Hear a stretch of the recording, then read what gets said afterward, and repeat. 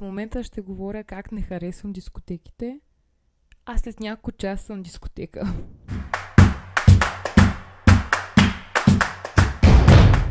Защо не обичам дискотеките? Не обичам дискотеките от както се помня. Първата ми дискотека беше когато бях на 17 години, което е късно за България, защото повечето хора ходят на 12-13 години им е първата дискотека, което за мен е много странно. Първата ми дискотека беше на певицата Ария. Нищо, че не я харесвам. Не знам защо ходих на нея.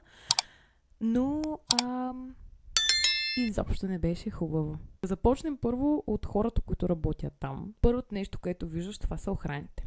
Охраните са най-неприятно нещо на света, което би трябвало да не е така, защото охраните трябва да пазят гостите, а не става точно така. Даже наскоро ми се случи, бях поканена на Битюренска, която тази Битюренска след това трябваше да бъде в дискотека във Варна, където се разви пред нас изключително неприятна гледка, някакво момче, което не беше в трезво състояние, то на 100%, но не направи нищо опасно или нещо такова. Охраните започнаха да го бият и то много тежко. Момчето си удари главата в едно колело.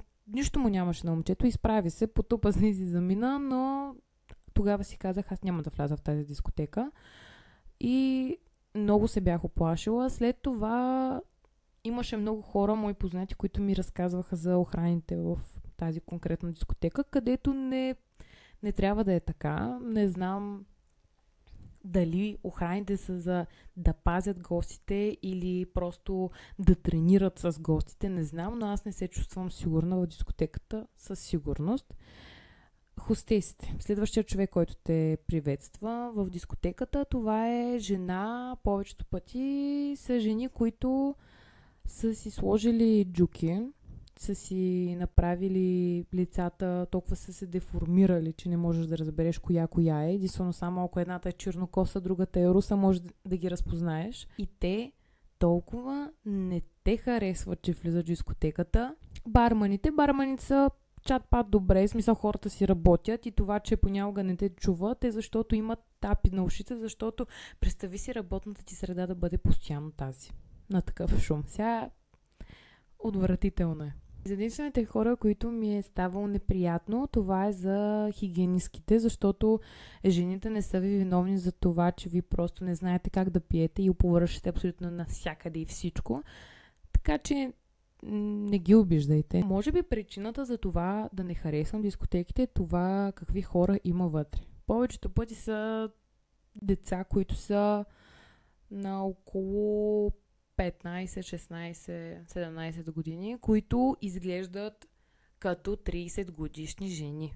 Значи, разбира се, че когато идеш на дискотека, ти си с грим. Сега в момента ме виждате и аз съм с грим. Грима ми е коректор, вежди, очна линия, молив под очите и червило. Може би за някои хора е провокативно това, което аз съм се облякла, но за мен не е, защото, както виждате, съм с закрито деколте. Да, с поличка съм, но това са поли тип панталон, така че няма какво да ми кажете. Но повечето момичета, първо, че всичко им се вижда, което за мен е много съм против това нещо. И другото, което е, че толкова грим си слагат. Също така и момчетата повечето пъти там се събират тези локалните, неприятните, които си мислят, че всички жени са само за тях. Там няма много хора, които да искам да си говоря. Другото, което е, че аз съм от хората, които когато някой ги заговори, аз не ги отразявам. Не обичам да комуникирам с хора, които не познавам. Разбира се, с компанията, която съм си, да, говоря си, или човек, който познавам и го видя в дискотеката, да, ще се заприказвам с него, но със сигурност, когато съм заговаряли, аз толкова съм ги рязала на един. Сега ще ви разкажа една смешна история. Отиваме на дискотека. Мисля, че отново беше на някаква ария, на някой беше, не помня. Идва едно момче и започна да ме заприказва. Здравей! Как се казваш, на колко години си. Обаче, когато говорите в дискотеката, вие аз нищо не чувам, аз просто усещам как ми плюят в ушите, което ми е най-образното нещо на света. И аз му казах, пич, съжалявам, но си избери някоя друго момиче, защото просто аз харесвам същия пол. И тогава беше някакъв огромен шок за него и беше много забавно. Също така, може да забележите дискотеката, като влезете, пълно е с хора, които са млади и изведнъж виждаш в краищата на дискотеките как седят едни, повечето пъти са 4 чичковци, които просто си набелязват някакви момичета и правят, примерно и слагат нещо в питието. За това най-важното нещо е хора, най-вече е момичета. Когато идете на дискотека, гледайте какво ви сипват в чашата. Повечето пъти си купувате бутилка с компанията и да си я полеете по чашите. Също така има в Shein. Също така може да си поръчате, има едни гумени протектори за чаши, където си го слагаш в клуба или в дискотеката, която си, и не могат някакви чужди хора да слагат нещо в питието ти. Познавам много хора, които жени само познавам, които са им слагали нещо в питието и не е имало щастлив край. Така че момичета най-много с това внимавайте. Другото, което е за момичетата, аз никога не съм ходила на дискотека без в компанийката да има някакво момче. Не казвам, че момчето ще направи нещо вау, ако някой ви нападне. Той не е длъжен. По принцип трябва да бъде длъжен, защото е момче, мъж и той трябва да защити. Все пак. Но никога не съм си позволявала да ходя на дискотека без момчета, защото много си е притеснително, ако си само ти.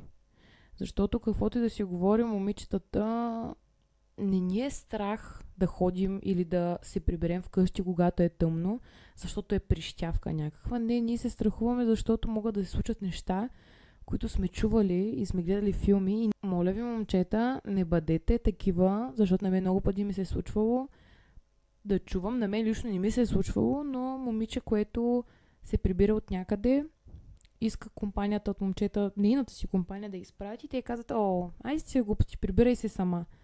Вие, ако знаете колко е страшно да се прибереш сам вечерта и да бъдеш момиче, не го пожелавам на никого. Разбира се, на всяко едно момиче му се е случвало, но не правете такива неща. Чалга дискотеките. Чалга дискотеките може би са малко по-различни, защото аз не харесвам чалга дискотеки. Ако ми говорите за дискотека тип рап, смесено чалга и рап, аз съм съгласна. Има във Варна една дискотека Пунта Кана.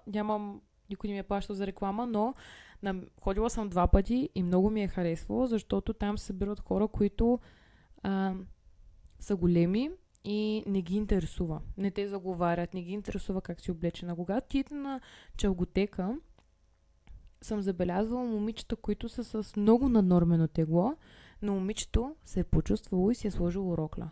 И забелязвам как го гледа това момиче. Първо, момчета седят с такава погнуса, което е толкова смешно и толкова жалко в същия момент. А по-грозното е, че момичетата и се подиграват. Което е жалко, смешно, трагично, тъжно и мога още много такива думи да употребя, но ще кажа само тези, ще оставя. И ти трябва да влизаш отново в някакъв стандарт, като отиваш на дискотека, а на мен не ми е комфортно, на мен не ми е приятно, защото ако си навлечена, могат охраните да не те пуснат, защото на мен не ми се е случило, на една моя позната да се случи. Отивам на дискотека и тя беше с мам джинс дънки и с един потник, който беше прилепнал в талията, супер нормално. Айде не мам джинс, някакви по-широки бяха дънките, обаче не беше кой знае какво. Аз даже имам същата такива дънки. И отиваме, охраните и казаха: няма да те пуснем. И ни питаме защо. И те: защото, какво и казаха? Защото приличаш на турба. Аз не съм отишла с пижамата ми. Аз трябва, значи, да бъда полугола, че да ме пусна дискотеката, ли? Което е още по-жалко, още по-смешно. Другото, което е кой ще ми казва на мен аз как да мога да вляза в дискотеката? Аз както искам ще си вляза в дискотеката, аз си плащам вход и както искам могат да влязат в дискотеката. Какво лошо има в това? Точно не харесвам дискотеките. Нищо, че трябва да отида след няколко часа и отивам на дискотека, само да кажа, защото съм поканена на рожден ден и съм възпитана да уважавам хората.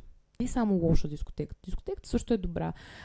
Забавляваш се, пееш малко, дали пиеш, дали не пиеш, се тая, каквото искаш си прави. Малко се отпускаш, което е много хубаво и е хубаво да го правите. Аз като човек, който не харесва дискотеките, или 100% имате вие в обкръжението си хора, които не харесват дискотеките, това не означава, че хората са смотани, не означава, че са задръстени, защото много пъти са ми се подигравали и са ме обиждали по този начин, че аз съм задръстена, че аз съм пенсионерка, че съм някаква загубенячка, което е леко обидно, защото всеки човек е индивидуален, сам за себе си и той сам решава кое му харесва и кое не му харесва. На мен не ми... Ако е дискотека, която са адекватни, зрели хора, да, няма проблем да ходя. Но това да ходя на такъв тип чалготеки, имам проблем. Просто на мен не ми е комфортно. Имало много случаи, в които съм чувала хора, които са се запознавали в дискотеката и до една степен е сладко, но в друга степен, аз ако съм била на тяхното място, може би нямаше да се случи така нещата, защото аз не ги отразявам, както по-рано казах. Не е лошо да се ходи на дискотека. Има и позитивни страни, има и негативни, но в моя случай са по-негативните. И със сигурност не одобрявам хората, които ходят под 17 годишни, защото може би сега ще си кажеш, да, защото ти си ходил на 17. Айде, под 18 годишна възраст да ходят на дискотеки, за мен това е абсурдно, това е отвратително. Няма какво толкова да видите в дискотеката. Ако има човек, който в момента гледа този клип и не е ходил на дискотека, а много иска, винаги казваш на родителите си къде отиваш, с кого отиваш и към колко часа ще се прибереш. Винаги се казва това нещо. Ако родителя не те пусне, това не означава, че родителя не те харесва, това означава, че ти не си още готов за дискотека. Другото нещо е, никога не отиваш сам. Винаги отивай с приятели, винаги отивай с компания, най-вече ако си момиче, защото абсолютно всичко се случва. Абсолютно всичко. Третото нещо е, никога не прекалявай с алкохола. Никога. И да си момиче, и да си момче, грозно е отстрани, не е приятно, не е красиво. И може, отново казвам, да ти се случат неща, които само сме си представили и сме чували. Защото вероятността, то на всеки друг му се случва, на мен няма да ми се случи, може да ти се случи това нещо, така че никога не го забравяй. Да имаш едно на ум. Никога не тръгвайте с хора, които не познавате, да излизате в дискотеката. Никога. Ако някой тръгне да ви заговаря, казвате окей, разменете си профилите, излезте на следващия ден на кафенце по обяд. Никога не се приберете с този човек, ако не го познавате. Ако го познавате, окей, отивайте, забавлявайте се. Но за човек, който не познавате, не излизате от дискотеката единствено само с този човек. С който сте влезли, с тези хора излизате. И другото нещо, което да правиш, е да се забавляваш. Защото това е най-хубавото нещо, да се забавляваш, пей си на воля, да не ти пука за чуждото мнение, да не ти пука кой те гледа, кой те снима. Забавлявай се, да ти бъде готино. Ако си момиче, гримирай се, служи си нещо хубаво, така да се почувстваш. И момчетата, парфюмирайте се, снимайте се, изглеждайте готини бе хора, радвайте се на живота, не гледайте другите какво са облекли, как са се гримирали, коя е тая, кой е тоя. Така че, надявам се да сте останали до края на този видеоклип. Харесайте, абонирайте се и чао! И до следващия видеоклип. Аз сега отивам на дискотека.